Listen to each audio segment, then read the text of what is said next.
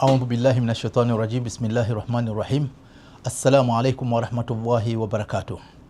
Tunamshukuru Mwenyezi Mungu, Mola wa mbingu na ardhi, ambaye kila jambo analiwezesha kuwa.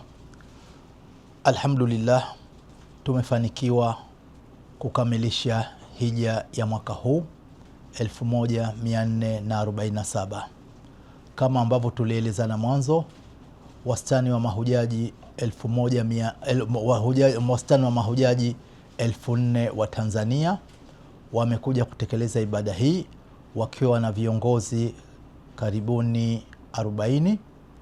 Na katika utekelezaji wa ibada ya hija tunamshukuru Mwenyezi Mungu kwamba mahujaji wote waliokuja wameweza kutekeleza ibada ya hija, isipokuwa haji mmoja ambaye alifariki kabla ya hija.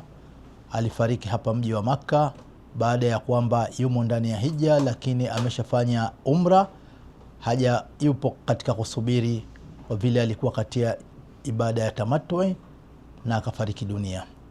Lakini vile vile tulipata haja mwingine ambaye amefariki dunia baada ya kuanza utekelezaji wa ibada ya hija. Tunamuomba Mwenyezi Mungu Rabbul Izza awaweke wote wawili pahala pema, awasamehe madhambi yao, na vile vile tunamuomba awajalie familia zao, awape subra na ujira mkubwa wa kusubiri kwao, vile vile awatengenezee mambo yao. Hija ya mwaka huu kama tulivyokusha kueleza kwamba kuna mambo mengi yalikuwa ni ya wepesi, hasa masuala ya kiibada, lakini vile vile kulikuwa kuna mambo ambayo ni changamoto za hapa na pale zilikuwepo, hasa upungufu wa vyoo kwa upande wa Mina. Lakini mahujaji wengi walielimishwa vyema na walikuwa wakifuata maelekezo yao.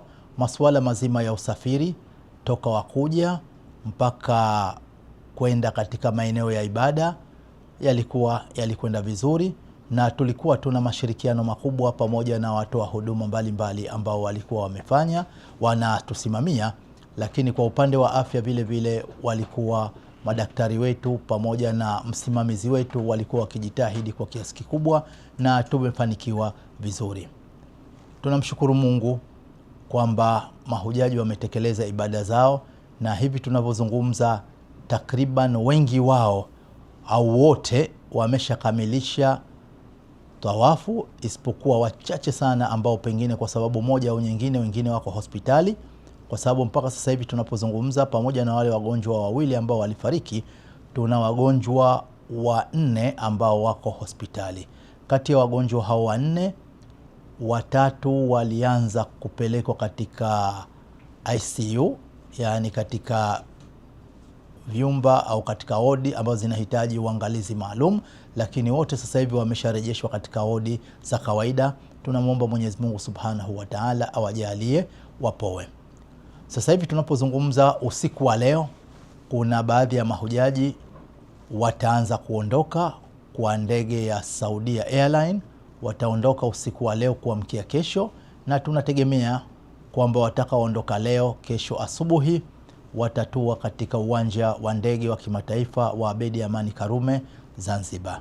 Ni ndege ya moja kwa moja kutoka Jeddah hadi Zanzibar. Aidha, wapo mahujaji ambao wataondoka kesho tunategemea kuamkia kesho kutwa, ambapo tunategemea ndege mbili vile vile zitaondoka, na mahujaji wengi ambao wapo Maka wataanza kuondoka Maka, kwa wale ambao wameanzia Maka, kwa sababu kama tunavyojua kuna mahujaji ambao wanaanzia Madina halafu wanamalizia Maka, na baada ya hija tu wanakuwa wanaondoka, na wapo mahujaji ambao wameanzia Madina na wanakuja Maka sasa hivi baadaye wanaondoka, na wapo ambao wanaanzia Maka halafu baada ya hija wanaelekea Madina. Kwa hivyo wengi wa watakaoondoka kuelekea Madina wataondoka siku ya kesho. Wengi wao wanaweza wakaondoka mwezi 16, na baada ya hapo tunategemea kwamba patakuwa katika mji wa Maka hapana mahujaji wote, isipokuwa mahujaji wa Ahlud Dawa ambao wanasubiri kuondoka kwao, ambao wao walianzia Madina, lakini kama utaratibu wao ni kwamba wanakuja mwanzo na kuondoka mwisho. Kwa hivyo wao watabaki Maka, wataendelea na ibada mbalimbali, wataendelea kufanya ziara mara nyingi huwa wanafanya ziara, wanakwenda katika miji ya Taif na mengineyo ili kuweza kutekeleza yale malengo au taratiba waliojiwekea. Tunamshukuru Mungu kwamba mipango yote sasa hivi ya kuweza kuhama mahujaji kutoka Maka kwenda Madina au kutoka Maka kwenda Jeddah imeshakamilika. Hija ya mwaka huu ilikuwa ni nzuri, lakini bado kuna mambo ambayo yanahitaji kufanyiwa utaratibu mzuri. Miongoni mwa mambo ambayo yanahitaji kufanyiwa utaratibu mzuri ni kwamba tufahamu kwamba hija ina mabadiliko makubwa. Tayari tumeshapewa mwongozo wa hija ya mwaka unaokuja. Kwa hivyo mahujaji wanatakikana walipe mapema. Maeneo yote ya Mina yanakuwa yapo huru, lakini unapochagua na kulipia, eneo ndipo linapokuwa ni la kwako, na eneo likisha kuchaguliwa maana yake ndio limeshachaguliwa, na aghalabu wanaochagua mapema ndio ambao wanakaa maeneo mazuri.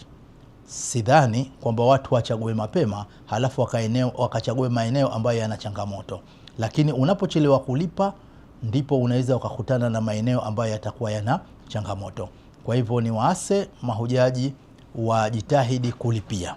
Lakini vile vile kwa upande wa taasisi ambazo zinaandaa safari za hija, tunaamrisha uadilifu na vile vile tunaelekeza kwamba ni vyema wawe, kwa sababu iwapo haji ni kwa mwenye uwezo, natumai taasisi inayoandaa safari za hija inatakikana iwe na uwezo zaidi. Isitegemee kupata malipo ya mahujaji ndio ikafanya maandalizi. Taasisi ambayo inasubiri ipate fedha za mahujaji ndio iandae safari za hija, maana yake taasisi hiyo haina uwezo wa kuandaa safari za hija. Hata hivyo, zipo taasisi za kifedha zikiwemo benki za CRDB, zikiwemo benki za PBZ ambazo zina utaratibu kwa kutumia Islamic banking. Wana utaratibu wa kuweza kuziwezesha taasisi za hija ziweze kutekeleza haya maandalizi kwa mapema.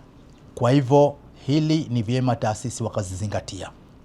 Natumai mapema kabisa tunatangaza suala zima la kuomba hisa. Tukumbuke kwamba hisa ndiyo idadi ambayo inayotupa, tuna idadi kubwa, lakini haji anayekuja ni yule ambaye analipa. Mtu asije akaona kaulizwa sana akachukua hisa kubwa halafu baadaye ikawa analalamika. Mtu kuwa na hisa ambayo haikuitumia inatupa shida, lakini vile vile taasisi kuchukua hisa kwa taasisi nyingine inakuwa inatupa shida vile vile, na hata wakati mwingine kunaleta migongano na mizozano, jambo ambalo huwa si jema. Aidha, katika jambo ambalo pengine tunaweza tukalisema tutazungumza zaidi katika hija ya mwaka huu, tumebaini kwamba kuna tasahuli zimekuwa ni nyingi. Ninapozungumza tasahuli, yaani watu kutumia mlango wa dharura bila ya mahitaji ya kwenda katika dharura. Tunaambiwa ad-daruratu tuqaddaru biqadariha, dharura zinakadiriwa kwa mujibu wa ile hali yake. Tumeweza kubaini kuwepo kwa taasisi ambazo zinatupa shaka uchinjaji wake. Mashekhe wa taasisi wanapaswa kujua kwamba hili ni dhima na watu wamewatangazia kwamba wanachinja. Kwa hivyo hili taasisi zinapaswa, wasimamizi wakiwemo BAKWATA na wakfu wanapaswa kusimamia kwa karibu ili kuhakikisha na kulinda hija za mahujaji wetu. Lakini vile vile taasisi wakiwemo mashekhe wa taasisi wajue kwamba wakiwapo watu hawakuchinjiwa au hatukufuatilia uchinjwaji, tumewakilisha bila ya kufuatilia kwa kina, natumai hapa tutakuwa tunabeba dhima kubwa kabisa mbele ya Mwenyezi Mungu. Katika jambo jingine ambalo vile vile watu wengi wanakuwa wanatasahuli nalo ni suala zima la kupiga mawe. Kuna watu wamezuiwa na madaktari kwamba kutokana na hali yake asende kupiga mawe. Huyu hata akitaka yeye mwenyewe akijiona mzima anawajibika kufuata ushauri wa madaktari. Lakini kupata habari kwamba kuna baadhi ya watu pengine anaona tu jua kali, nimechoka, sijisikii, anaondoka mapema bila ya kupiga mawe. Hili tujue kwamba upigaji wa mawe ni nguzo, ni wajibu katika hija. Ikiwa ni wajibu, maana yake tutizame nini impact yake. Usipofanya itakuwaje? Tunafanya kwa ajili ya ibada yetu. Tunafanya ni kwamba Mtume sallallahu alaihi wasallam ndivyo alivyofanya, na ndiye aliyesema khudhu anni manasikakum.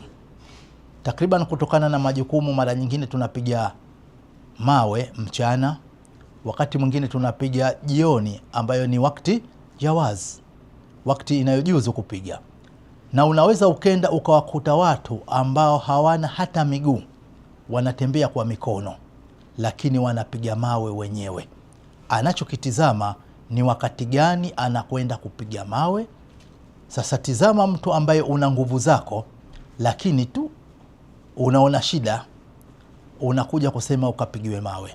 Hili natumaini jambo ambalo linapaswa kuzingatiwa.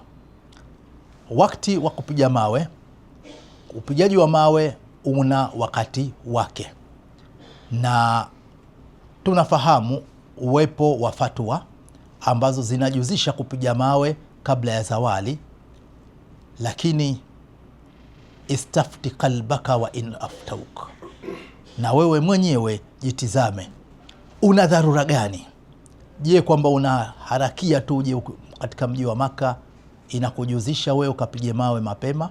Natumai hili viongozi wa taasisi, mashekhe wa taasisi ni vyema wakazingatia vyema. Tunachokisoma katika vitabu ndio tusimamie utekelezaji wake. Panapokuwa na dharura, tuitumie mlango wa dharura kwa dharura yake, lakini pasipokuwa na dharura, tunapaswa kufuata maelekezo kama yalivyo. Mahujaji sasa hivi wanaelekea Madina, wanaoelekea Madina na hata waliokuweko Maka, ni vyema wakatumia fursa ya kuwepo Maka vizuri. Hata hatujaondoka, unaweza ukakuta mahujaji wengi sasa hivi hata msikitini hawendi. Mahujaji wengi sasa hivi tayari wameshaanza kuzungumza mambo ambayo pengine si yanayotegemewa, kama kwamba hija imekwisha na ya hija wameshayawacha. Ni vyema kwamba hapa tumejifunza mafunzo tuliyoyapata hapa, tuyatumie katika maisha yetu yote. Niwatakie kila la kheri. Mwenyezi Mungu atujalie kheri. Assalamu alaikum warahmatullahi wabarakatuh.